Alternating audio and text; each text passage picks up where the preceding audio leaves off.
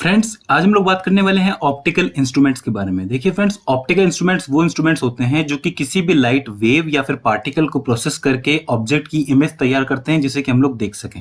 Right, तो ये होते हैं ऑप्टिकल इंस्ट्रूमेंट्स। अब देखिए, ऑप्टिकल इंस्ट्रूमेंट्स के भी अपने टाइप्स होते हैं। जैसे कि एक ऑप्टिकल इंस्ट्रूमेंट जो है हमारे पास, एक नेचुरल ऑप्टिकल इंस्ट्रूमेंट जिसे आप लोग ह्यूमन आई के नाम से जानते हैं, और बाकी जो होते हैं वो मैन मेड होते हैं, जैसे कि माइक्रोस्कोप, पेरिस्कोप, टेलीस्कोप। हालांकि हमारे कोर्स के अंदर जो है दो तरीके के ऑप्टिकल इंस्ट्रूमेंट्स मेनली दिए हुए हैं। पहला है माइक्रोस्कोप जो कि सिंपल भी है और कंपाउंड भी है, और दूसरा आपका है टेलीस्कोप। लेकिन उन दोनों को समझने से पहले सबसे इंपॉर्टेंट है कि आप इस नेचुरल ऑप्टिकल इंस्ट्रूमेंट को समझे, जैसे कि आप लोग ह्यूमन आई कहते हैं, क्योंकि ये जो ऑप्टिकल इंस्ट्रूमेंट है यानी कि ह्यूमन आई है, इसके ही प्रिंसिपल पे कई सारे मैन मेड ऑप्टिकल इंस्ट्रूमेंट्स चलते हैं। जैसे कि आई का काम क्या होता है, आंख का काम क्या होता है, सामने वाले ऑब्जेक्ट की इमेज को कैप्चर करना अपने रेटिना के ऊपर, right, with the help of light. और यही चीज जो है वो कैमरास भी करते हैं। कैसे? सामने वाले ऑब्जेक्ट की इमेज को रिकॉर्ड कर लेते हैं, कैप्चर कर लेते हैं, राइट। तो आज हम लोग टेलीस्कोप और माइक्रोस्कोप को पढ़ने के लिए जो इंपॉर्टेंट चीजें हैं जो कि आपकी ह्यूमन आई के अंदर होती है, उससे हम लोग समझने वाले हैं। तो ह्यूमन आई का कंसेप्ट समझने के लिए सबसे पहले हमने एक ह्यूमन आई जो है वो कंसिडर कर लिए। कुछ इस तरीके से दिखती है, राइट। ये मैंने अपना डायग्राम बनाया है। अब यहां से देखिए, हमें देखना है किसी भी ऑब्जेक्ट को। मान लीजिए कि आपका यहाँ पे एक ऑब्जेक्ट पड़ा हुआ है और आप इसको देखना चाहते हैं, तो हमें पता है कि इमेज बनाने के लिए एटलीस्ट 2 लाइट रे का होना जरूरी है। तो इसमें से जो पहली लाइट रे निकलेगी वो तो पैरेलल निकलेगी, कुछ इस तरीके से आंख के अंदर जाएगी और यहाँ पे रेटिना पे जाकर के टकराएगी। और दूसरी वाली जो लाइट रे होगी वो निकलेगी थोड़ा सा पैरेलल, लेकिन पैरेलल होते होते होते होते ये कुछ इस तरीके से झुक जाएगी। तो यहां आकर के आपकी मिल जाएगी इसी पॉइंट के ऊपर। तो यहां कहीं पे इस पूरे के पूरे ऑब्जेक्ट की जो इमेज है वो तैयार होगी। ठीक है, तो इस तरीके से हम देख सकते हैं। अब सवाल ये उठता है कि मैं इस चीज को बड़ा देखना चाहता हूं, मतलब इस ही ऑब्जेक्ट की इमेज को अगर मैं मैग्नीफाइंग करके देखना चाहता हूं तो कैसे देख सकता हूं? वेल, इसको देखने के 2 तरीके, मैग्निफिकेशन करने के 2 तरीके हैं।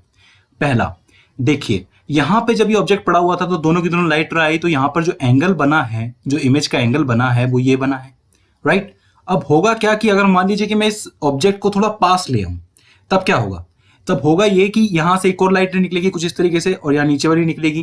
तो यहां पर एंगल बड़ा हो गया कि नहीं हो गया, राइट। यानी कि पहले जो मेरा दूर पड़ा था, जो ऑब्जेक्ट दूर पड़ा था, उसकी जो लाइट रे आ रही थी, उसके बीच का जो एंगल बन रहा था वो इतना छोटा था, और ये वाला जो बना है वो बड़ा बना है। अब एंगल बड़ा बना है तो रेजोल्यूशन बढ़ गया, मतलब दोनों के बीच में हम लोग डिफरेंशिएट आराम से कर पा रहे दोनों पॉइंट्स के बीच में, राइट। तो इसका मतलब यहां पे क्लियरिटी बढ़ गई।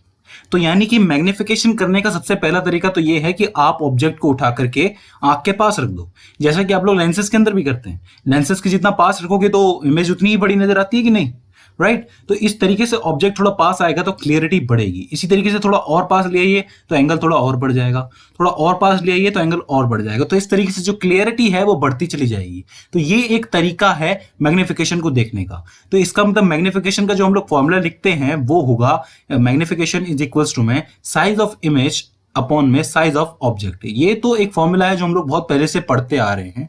लेकिन एक चीज देखिए आप लोग यहाँ पे कि यहां पर जैसे जैसे मैं चीज को पास लेके आ रहा हूं तो इसके अंदर क्लियरिटी बढ़ रही है, यानी कि इसका मैग्निफिकेशन बढ़ रहा है।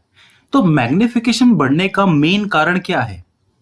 वेल, आप अगर गौर से देख पा रहे हो तो आपकी ये जो इमेज बन रही है ये सीधे सीधे डिपेंड करती है आपके इस एंगल के ऊपर, जो ये बन रहा है एंगल उसके ऊपर, राइट। तो यानी कि एंगल जितना कम होगा क्लियरिटी उतनी कम होगी, एंगल जितना ज्यादा होगा क्लियरिटी उतनी ज्यादा होगी, राइट। तो मैग्निफिकेशन का जो रियल कारण है वो आपका एंगल है। मतलब चीज आपकी आंख से जितना पास होगी आप उतनी आराम से देख पा रहे हो उसको, यानी कि आपका जो एंगल है वो ज्यादा बन रहा है, अच्छा बन रहा है, बड़ा बन रहा है, तो क्लियरिटी बढ़ रही है।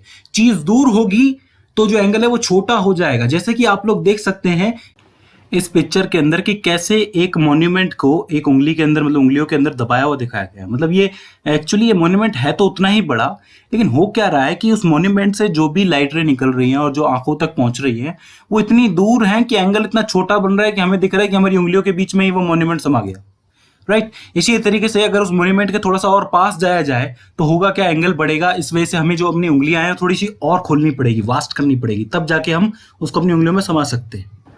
तो इसका मतलब यहाँ पे सीधा सा हमें मतलब समझ में आता है कि हमारा जो मैग्निफिकेशन को देखने का पहला तरीका है इसमें डिपेंड करता है एंगल। जो एंगल है वो जितना छोटा है चीज उतनी दूर है और उतनी कम क्लियर है, और एंगल जितना बड़ा है उतनी ही चीज जो है क्लियर दिखाई देगी। इसी तरीके से मैग्निफिकेशन को ही देखने का मतलब आंख से मैग्निफिकेशन करने का एक दूसरा तरीका भी है कि मान लीजिए कि आपकी आंख है और यहाँ पर आप मान लीजिए कि यहाँ पे एक ऑब्जेक्ट रखा हुआ है PQ। अब है क्या कि यहां से ये लाइट रे छोड़ेगा तो इस तरीके से इसके बीच का एक एंगल तैयार होगा, मान लीजिए कि θ1 है। इसी तरीके से अगर इसी जगह पे सेम जगह पे आप ऐसा ही एक ऑब्जेक्ट रख दे, पर उससे थोड़ा सा बड़ा होना चाहिए, वो ये बड़ा मैंने रख दिया P', Q', तो अब ये लाइट रे छोड़ेगा तो फिर इसके अंदर से क्या होगा, एंगल बनेगा θ2 मान लीजिए। अब हमें साफ साफ दिख रहा है कि जो θ2 है वो एंगल जो है वो θ1 से बड़ा है, राइट। तो इसका मैग्निफिकेशन हमें ज्यादा ही नजर आएगा। इसी तरीके से इसी जगह पे अगर मैं तीसरा ऑब्जेक्ट रख दूं जो इससे भी बड़ा है P', Q', तब क्या होगा, तब ये और बड़ा एंगल बनाएगा, और बड़ा एंगल बनाएगा तो ये और ज्यादा क्लियर दिखेगा बाकियों के मुकाबले, राइट। ठीक है, अब मान लीजिए कि P', Q' है, इतना इसने एंगल ये बनाया। अब मैं चाहता हूं कि मेरा ये जो ऑब्जेक्ट है P', Q', ये दूसरा वाला, ये भी इतना ही एंगल बनाए, तो उसके लिए मुझे क्या करना पड़ेगा, ऑब्वियस सी बात है इसको थोड़ा सा आगे लेके जाना पड़ेगा मुझे, नहीं तभी तो जाकर के मुझे ये थोड़ा सा बड़ा दिखेगा, है ना। तो इस तरीके से मुझे एंगल बड़ा करने के लिए इसको थोड़ा सा आगे लेके जाना पड़ेगा। आगे लेके गया तब जाकर के इसने उतना एंगल बनाया, लगभग लगभग बराबर है, यहाँ थोड़ा सा आपको मिस्टेक दिख सकता है, थोड़ा कम दिख सकता है, मगर ये इसका मैग्निफिकेशन बढ़ गया दूसरे वाले का भी, राइट।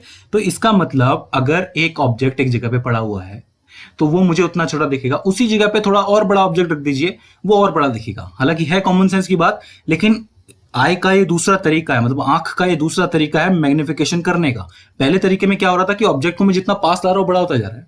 दूसरे में मैंने कहा कि एक ही जगह पे मैंने ऑब्जेक्ट रख दिया, फिर उसी जगह पे मैंने एक बड़ा ऑब्जेक्ट रख दिया, तो इस तरीके से उसकी क्लियरिटी बढ़ेगी, ठीक है। तो इस तरीके से दो तरीके हैं आप लोग मैग्निफिकेशन देख सकते हैं जिनकी मदद से। अब यहां पे ध्यान देने वाली बात है कि दोनों ही तरीकों में जो इंपॉर्टेंट चीज है वो है आपका एंगल। ये जो लाइट रे आपका एंगल बना रही है, राइट, ठीक है। तो यानी कि इस मैग्निफिकेशन के फॉर्मूले को, जिसको आप लोगों ने लिखा था size of the image upon में साइज ऑफ द ऑब्जेक्ट, इसको आप लोग चेंज करके लिख सकते हैं m इज इक्वल टू में angle subtended by the image upon में angle subtended by the object. तो अगर आप दोनों एंगल्स का भी कंपैरिजन करेंगे तो आपको मैग्निफिकेशन का वैल्यू मिल जाएगा। मिलेगा कि नहीं मिलेगा, वही बात है। यहां पे हम लोग साइज से काम ले रहे थे, यहां पे हम लोग एंगल से काम ले रहे हैं। तो ये मैग्निफिकेशन को देखने का एक दूसरा तरीका है, दूसरा फॉर्मूला है, राइट। इसी तरीके से आप लोग यहाँ पे एक बहुत कमाल की चीज ऑब्जर्व करेंगे। अब जो है देखने लायक पार्ट है कि यहाँ पे मैं क्या कर रहा था कि ऑब्जेक्ट को जो है मैं एक पोजीशन से आगे लेके आ रहा था, तब उसके अंदर क्या क्लियरिटी बढ़ती चली जा रही थी। तो वहां पे हो क्या रहा था कि मैंने जो है ऑब्जेक्ट को इतना दूर रखा हुआ था कि बहुत दूर था वो आंखों से। अब ऑब्जेक्ट दूर पड़ा है तो ऑब्वियस सी बात है उसमें से जो निकलने वाली लाइट रेज हैं वो पैरेलल ही आएंगी। अब जब वो पैरेलल आएंगी तो कुछ इस तरीके से घुसेंगी आंख के अंदर, तो इसके अंदर हमें इमेज दिखेगी रेटिना के ऊपर। अब जब आप इसको पास लेके आएंगे ना तो होगा ये कि मान लीजिए कि इस पोजिशन को मैंने यहां से मैं यहां ले आया, तो अब जो लाइट रेज है ये उतनी पैरेलल रही नहीं, क्योंकि पहले जो बहुत दूर थी तो आसानी से हमें दिख रहा था कि हाँ पैरेलल हैं। अब थोड़ा मैं इसको पास ले आया हूं तो हुआ क्या है कि उसकी जो पैरेलल जाने वाली जो प्रवृत्ति है, मतलब जितना वो पैरेलल जा रही थी उतना नहीं जा रही है, कम हो गई है ना वैल्यू। तो इसकी वजह से क्या हो रहा है कि अब जो है टेंशन शुरू होगा। कहां पे टेंशन शुरू होगा, सिलेरी मसल्स के अंदर। देखिए एक्चुअली हमारी आंख के अंदर क्या होता है कि जो लेंस लगा होता है, यानी कि जो नेचुरल लेंस होता है हमारी आंखों के ऊपर, उसके ऊपर क्या होता है, सिलेरी मसल्स लगी हुई होती हैं। जब भी ये ऑब्जेक्ट पास आता है तो होगा क्या कि जब ये पास आएगा तो एक टाइम ऐसा आ जाता है पास आते आते कि उसकी जो लाइट रे है वो कुछ इस तरीके से जाती है, मतलब पैरेलल नहीं जाती। उसके बाद उनका जाने का तरीका कुछ ऐसा हो जाता है, जितना आप ऑब्जेक्ट को आंखों के पास लेकर के आओगे ना वो कुछ इस तरीके से जाएगा, मतलब उसकी जो लाइट रे होगी वो कुछ इस तरीके से जाएगी। और जब वो ऐसे जाएगी तो हमें पता है कि जब इससे पास होगी तो वो कुछ इस तरीके से रेटिना से दूर पीछे की तरफ बनने लगेगी। अब ये इमेज इस तरीके से बनेगी तो रेटिना से कैच कैसे कर पाएगा, समझ रहे हैं आप। तो रेटिना इस पोजीशन की वजह से कैच नहीं कर पाता। तो अब उसको सेट करने के लिए ये सिलेरी मसल्स क्या करती हैं कि इस लेंस को थोड़ा सा प्रेशराइज करती है। प्रेशराइज करने से मेरा मतलब ये है कि उसकी फोकल लेंथ को ये सेट करेगी ऑब्जेक्ट की पोजीशन के हिसाब से, ताकि इमेज जो है वो सीधे रेटिना पे बन पाए। ठीक है, ये जो इमेज पीछे की तरफ बन रही है इसको रेटिना पे लाने के लिए ये इसको मोड़ेगी, मतलब मोड़ने से मेरा मतलब थोड़ा प्रेशराइज करेगी, आगे पीछे करेगी। अब ये उसका एक सिस्टम होता है जिसकी वजह से जो फोकल लेंथ है वो एडजस्ट होगी और फिर से जो इमेज है वो रेटिना पे बनने लगेगी। लेकिन देखिए सिलेरी मसल्स का भी अपना एक लिमिट होता है, मतलब वो ये जो प्रोसेस हो रही है यहाँ पे जो एडजस्टमेंट चल रहा है इसको आप लोग सेल्फ एडजस्टमेंट भी कहते हैं या फिर अकोमोडेशन भी कहते हैं। तो होता क्या है कि जो पोजीशन हमारे ऑब्जेक्ट की होती है उसके हिसाब से ये सेल्फ एडजस्टमेंट होता रहता है। अब इसकी जब ये लिमिट पूरी हो जाती है तो क्या करता है कि मान लीजिए कि आप एक एक वक्त के बाद मतलब एक पॉइंट पे आप इसको ले आए जिसपे सबसे ज्यादा ये क्लियर नजर आ रही है आपको ये चीज, राइट। उसके बाद क्या होगा कि ये जो आपकी मसल्स है, सिलरी मसल्स है, ये अंडर टेंशन है पूरी तरीके से, मैक्सिमम स्टेट पे है ये। इसके बाद आप इस चीज को थोड़ा और पास लेके आएंगे ना, तो वहां से क्या होगा कि जो लाइट रे है वो सीधे रेटिना के पीछे जाके बनेगी, मतलब चीज जो है वो फिर से आपको धुंधली नजर आएगी, राइट। पहले क्या हो रहा था, पहली प्रोसेस क्या थी कि जब आप बहुत दूर पड़ी थी चीज तो फिर क्या है आप उसको पास लेके आ रहे थे, वो क्लियरिटी बढ़ती जा रही थी। फिर क्या हुआ, एक पॉइंट ऐसा आ गया जहां से सिलरी मसल्स ने काम करना बंद कर दिया, मतलब उन्होंने कह दिया कि भैया हमारा जो मैक्सिमम स्टेट है वो तो हम कर चुके, मैक्सिमम काम जो हम कर चुके, इसके बाद हम इसको एडजस्ट नहीं कर सकते। तो लेंस एडजस्ट नहीं होगा, फोकल लेंथ एडजस्ट नहीं होगी, तो होगा क्या, लाइट रे जाएगी रेटिना के पीछे, तो चीज जो है वापस धुंधली हो जाएगी आपके लिए, क्लियरिटी खत्म हो जाएगी, राइट। ठीक है, अब ये चीज जो हो रही है ये बेसिकली इसके लिए, मतलब इस तरीके की लाइट रे के लिए है। वही अगर लाइट रे अगर आपकी आंखों में पैरेलल आ रही है, मतलब पैरेलल ही आ रही है, मतलब चीज को अगर आप पास भी ले आए लेकिन हो क्या रहा है कि आप चीज की जो लाइट रे निकल रही है वो बिल्कुल पैरेलल जा रही है आपकी आंखों में, तब किसी तरीके की कोई प्रॉब्लम नहीं होगी। क्यों, तब जब लाइन पैरेलल आ रही है, यहाँ पे क्या हो रहा है, यहाँ पे लाइट रे कुछ इस तरीके से निकल रही है, अगर आप ढंग से देख पा रहे हो, कुछ इस तरीके से ऊपर जा रही है नीचे जा रही है। पैरेलल आएगी तो सिलेरी मसल्स जो है वो रिलैक्स होंगी, मतलब उसमें किसी तरीके का कोई टेंशन नहीं होगा, कोई फोर्स नहीं होगा।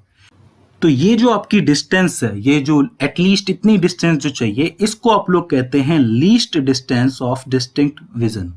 यानी कि एक क्लियर, सबसे ज्यादा क्लियर में एटलीस्ट इतना आपकी आंखों के बीच में और किसी ऑब्जेक्ट के बीच में इतना आपका डिस्टेंस होना चाहिए, तब जाके आप लोग चीज को क्लियरिटी से देख पाएंगे। और इस डिस्टेंस को एक बिल्कुल हेल्दी आई के लिए, मतलब इसमें किसी तरीके का कोई फॉल्ट नहीं है, कोई प्रॉब्लम नहीं है, उसके लिए इसका जो वैल्यू होता है वो होता है 25 सेंटीमीटर। इसको आप लोग कैपिटल डी से भी लिखते हैं।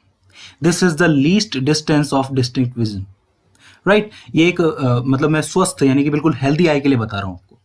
तो इस तरीके से आप लोग डी की वैल्यू पहचानते हैं, और इससे आगे चीज जो है थोड़ी धुंधली होगी, फिर क्या क्लैरिटी कम होगी, मतलब यहाँ पे सबसे ज्यादा क्लियर देख पाते हैं। इसलिए हमें बार बार कहा जाता है कि जो चीज है उसको एटलीस्ट खुद से 25 सेंटीमीटर की दूरी पर रखिए, राइट, जिससे आप लोग क्लियर विजन कर पाए। इसके बाद क्या होता है कि जब सिलरी मसल्स पे बहुत ज्यादा प्रभाव पड़ता है, बहुत ज्यादा इन्फ्लुएंस पड़ता है, बहुत ज्यादा टेंशन पड़ता है, तो ये जो हमारा लेंस होता है, नेचुरल लेंस होता है, इसकी सेटिंग बिगड़ जाती है। इसमें क्या होता है कि इसकी फोकल लेंथ जो है बिगड़ जाएगी, इसकी पावर जो है बिगड़ जाएगी। इसकी वजह से आपको बहुत सारी कई तकलीफें शुरू हो जाती हैं, जैसे कि दूर का ना दिखना या पास का ना दिखना। हालांकि वो एक अलग टॉपिक है, वो हम लोग 10th में पढ़ चुके हैं, राइट। तो ये इस तरीके से प्रॉब्लम्स शुरू होती हैं सिलरी मसल्स के टेंशन की वजह से। हम लोग बहुत बायोलॉजिकली नहीं पढ़े, हम लोगों ने सब कुछ ऑप्टिकली पढ़ने की कोशिश की है। अच्छा, अब ये जो सेटिंग हम लोगों ने देखी है इसके अंदर किस तरीके से हम लोग किसी चीज को मैग्नीफाई कर सकते हैं, दो तरीके हैं, ठीक है, क्लियरिटी किस तरीके से बढ़ती है।